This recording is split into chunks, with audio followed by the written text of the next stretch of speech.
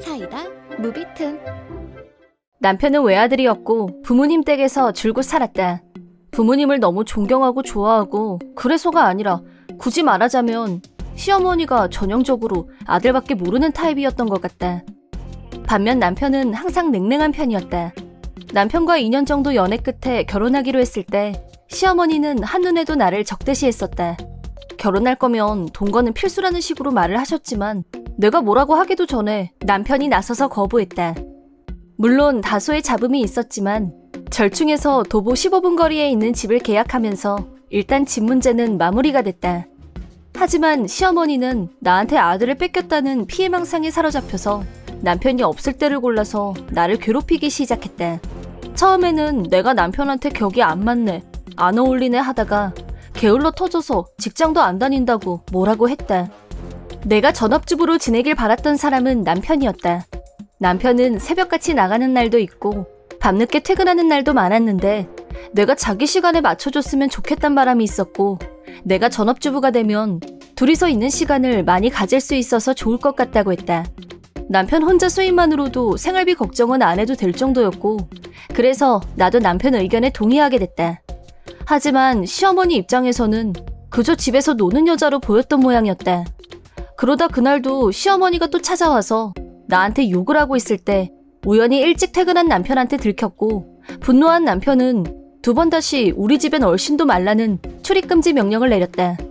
그렇게 며칠은 조용히 지나가길래 이제 좀 살겠다 싶었는데 이번에는 시댁으로 밥을 먹으러 오라고 연락이 왔다. 처음엔 이런 일 저런 일을 핑계로 최대한 피하려고 했는데 시댁에 콧배기도 안 비추는 며느리는 며느리로 인정 못한다고 하면서 동네방네 내 욕을 하고 다니는 바람에 어쩔 수 없이 가게 됐다. 내가 시댁에 가자 시어머니는 같이 밥이나 먹자, 우선 마실 것부터 가져오마 라고 하더니 냉장고에서 이것저것 잔뜩 꺼내오셨는데 나중에 알고 보니 그 모든 게 전부 유통기한이 지난 음식이었다.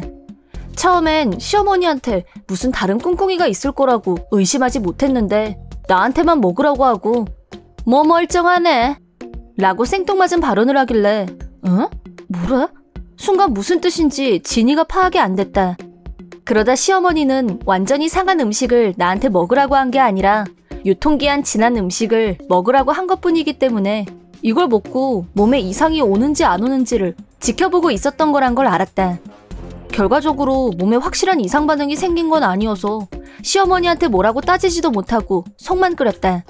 하지만 시어머니는 내가 아무 탈이 없자 그게 불만이었는지 뻔히 유통기한이 지난 걸 다 아는데도 계속 음식을 먹으라고 권유해서 갈수록 기분이 상했다. 그러다가 나는 시어머니가 계속 이런 식으로 나를 괴롭힌다면 나도 그에 걸맞게 똑같은 방식으로 돌려줘야겠다 라는 생각이 들었다. 어느 날 그날도 어김없이 시어머니 호출을 받고 시댁으로 가게 됐는데 역 앞에 있는 타피오카 전문점에 들러서 타피오카를 사가지고 갔다.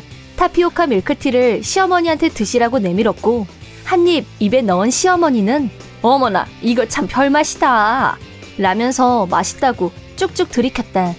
어머님 그거 개구리 알인데 혹시 모르고 드셨어요?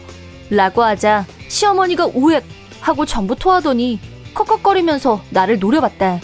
넌 어디서 개구리 알을 찾아내서 이런 짓을 해? 라고 화내랴 정신없이 물 마시러 가랴 화장실에 가서 억지로 다 토하랴 난리 법석이었다. 나는 그저 살짝 놀려주려던 것 뿐이었고 개구리 알하고 타피오카를 구분 못할 사람이 설마 있으랴 싶었는데 이 정도에 바로 걸려들다니.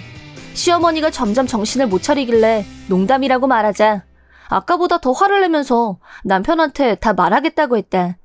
마음대로 하시라고 대답하고 바로 집으로 와버렸다. 저녁 때 남편이 퇴근하는 시간에 맞춰서 시어머니가 집으로 들이닥쳤고 너 이런 애랑 더 살 거 없어, 당장 이혼해! 라고 신경질을 냈다. 네? 웬 자다가 봉창이에요. 얘가 오늘 낮에 나한테 개구리 알을 먹였지 뭐니 글쎄? 헐, 사실 왜곡을 저렇게 하네. 시어머니는 흥분해서 매우 감정적이었고 내가 나서서 타피오카를 개구리 알이라고 농담 삼아 한마디 했는데 어머님이 놀라셨던 것 같다고 설명해줬대. 그러자 남편은 빵 터져서 지금이 몇 월인데 개구리 알이 있어요. 농담인지 진담인지 생각해보면 알리를 가지고 초딩도 그 정도는 알겠네 라고 시어머니를 한 방에 격침. 남편이 자기 편을 들어주지 않자 시어머니는 아까보다 더 화를 냈다. 시어머니 알기를 우습게 아는 저런 며느리는 더 이상 우리 집 며느리로 둘 수가 없다. 그동안은 내가 많이 참았다만 나도 더 이상은 못 참아. 당장 헤어져! 라고 길길이 날뛰길래 그렇다면 나도 당하고만 있을 수는 없는 법. 그럼 저도 한마디 할게요, 어머님. 하루가 멀다 하고 집으로 오라고 해서 저한테 유통기한 지난 음식 자꾸 먹어보라고 하시는데 저 마루타 아니거든요? 그러자 시어머니는 나는 네가 무슨 소리 하는지 하나도 모르겠다. 마루타가 여기서 왜 나와? 너 자꾸 헛소리 할래? 예, 너도 들었지? 네 처는 정신 상태가 이상하다니까. 다 널 위해서 헤어지라는 거야. 그럼 어머님, 이건 뭘까요? 나는 시어머니에게 핸드폰으로 찍어놓은 사진들을 보여줬다. 그 사진들은 쓰레기통에서 찾아낸 유통기한이 지난 거포장지와 남은 음식 찌꺼기들이 찍혀 있었다. 이걸 또 언제 찍었어? 남의 집 쓰레기통이나 뒤지고 몰상식하고 더러운 취미까지 아주 골고루 하네. 어머님이 자리 비웠을 때 증거물로 찍어둔 거예요. 하루 정도면 저도 아까워서려니 하겠는데 어떤 거는 일주일도 더 지난 것도 있었어요. 제가 남달리 장이 튼튼해서 여태껏 별탈 없이 지낸 것뿐이지 아니었으면 식중독 걸려서 난리가 났을 수도 있어요. 내 얘기를 다 듣고 난 남편은 이게 다 사실이에요? 아니야, 이거 전부 제가 지어낸 자작극이야. 지금 나 모함하는 거라고. 뭐가 자작극이 모함이라는 거예요? 핸드폰으로 촬영해서 날짜까지 빼박인데. 이거 일주일 이상 유통기한 지난 거 이런 음식을 이 사람한테 일부러 먹였어요? 시어머니는 나를 사지로 몰아갈 생각이었겠지만 자기 생각과는 정반대로 자기가 판 구멍에 자기가 빠진 꼴이 되자 훌쩍훌쩍 울기 시작했다. 너 어쩌다 이렇게 엄마한테 몰인정한 애가 됐니? 날짜를 깜빡할 수도 있지. 그걸 가지고 냉장고에서 유통기한이 지난 음식만 쏙쏙 골라서 저한테 먹으라고 하고 어머님은 한 입도 안 드시던데 그럼 먹는 것도 깜빡하셨던 거였어요? 그만 닥치지 못해? 너 같은 건 우리 집안에서 당장 사라져야 돼. 내 아들한테서 그만 떨어져! 어머니야말로 그만하세요. 이제 논덜머리가 나요. 지금까지 그래도 부모니까 쭉 참고 있었는데 사람한테 먹으면 안 되는 음식까지 먹게 한다면 얘기가 달라지죠. 이미 우리 집에 오지 말라는 경고는 했고 그게 소용없다는 걸 안 이상 이제 연을 끊을 수밖에. 아버지한테는 제가 말하죠. 그러자 시어머니 얼굴빛이 파랗게 질렸고 너 엄마한테 이러면 안 돼. 당장 취소해. 아버지한테도 아무 말 말고. 시어머니는 남편한테 매달려서 애원했지만 남편은 한치의 흔들림도 없었고 차갑게 쳐다보다 시어머니의 손을 뿌리쳤다. 그리고 나를 데리고 시댁으로 향했다. 남편은 퇴근하고 돌아오신 시아버지에게 일련의 사건들을 설명했고 시어머니에게 했던 선언도 말했다. 시아버지는 격노하며 시어머니에게 다시는 아들 부부 일에 간섭하지 말라며 무섭고도 단호하게 경고하셨다. 이어서 나한테는 대신 사과한다며 몸에 아무 이상이 없는지 병원에 가는 게 좋지 않겠냐, 병원비도 주시겠다면서 꼭 병원에 가보라는 말씀까지 덧붙이셨다. 그리고 남편과 나는 지금 사는 집은 시댁에서 너무 가까우니까 조금 떨어진 곳으로 이사를 하기로 결정했다.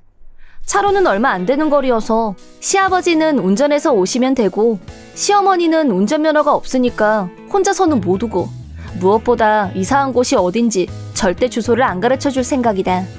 남편은 시어머니가 나한테 유통기한이 지난 음식을 먹게 한 게 혹시 나중에라도 부작용이 생기지 않을까 계속 걱정했지만 보다시피 이렇게 멀쩡하고 타피오카 때문에 혼비백산한 시어머니 모습도 봤기 때문에 통칠까 한다. 그 후 시어머니는 시아버지한테 핸드폰을 압수당했고 계약도 해지해버렸다고 한다. 물론 새 핸드폰을 사주게 하셨지만 옛날 핸드폰에 있던 전화번호 데이터를 옮기지 않으면 연락할 방법이 없고 나랑 남편 번호를 외우고 있으면 모를까 다행히 그 정도로 기억력이 좋진 않아서 시어머니한테 연락이 오는 일은 없었다. 시아버지가 상식 있고 반듯한 분이셔서 정말 다행이다. 시아버지께서 이사 비용도 다 대주시고 여러 가지로 신경 써주신 덕분에 무사히 이사를 마쳤다. 남편도 회사에서 가까워졌다며 좋아하고 있고 드디어 평화로운 일상이 시작될 것 같은 좋은 느낌이다. 이번 영상은 어떠셨나요? 재밌게 보셨다면 구독, 좋아요에 댓글까지 달아주시면 감사하겠습니다. 그럼 다음 영상에서 만나요.